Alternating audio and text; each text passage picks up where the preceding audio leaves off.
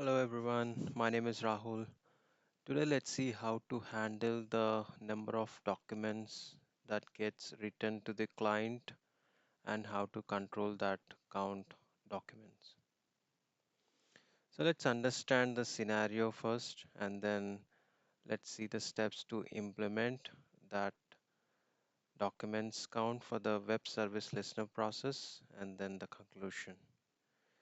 So at times there might be a requirement to return the uh, a set number of documents to the client. For example, in the web services server operations component, we have an option called maximum number of documents written field. So here in this example, we have set that to 50. However, there might be more than that uh, client is supposed to receive. So let's see the scenario and the steps here. So when the client sends a request and if at all the response needs to be more than 50, then it will be paginated using the more data token. So let's see how that formats are. And here in the below, we can see the WSDL formats for the SOAP request. And in the next slides, we will see the rest as well. So when a client makes a request to the web service server listener process, and let's assume 150 documents to be written to the client. Whereas in this example, we have set the maximum number of documents to be written 50 in a batch. In the first response, the client would receive 50 documents along with the more data token.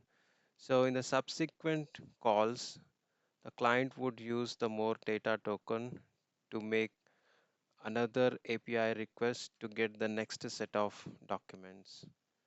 That would be from 51 to 100. And likewise, the third request would go to the server along with the more data token so that we would receive the third set of documents. So that completes total 150 documents. And in the last response, we would not get the more data token because we have got all the expected number of documents. So this would be the example on how we see the response, and this is a screenshot from the postman, and we can see here more data token in the response.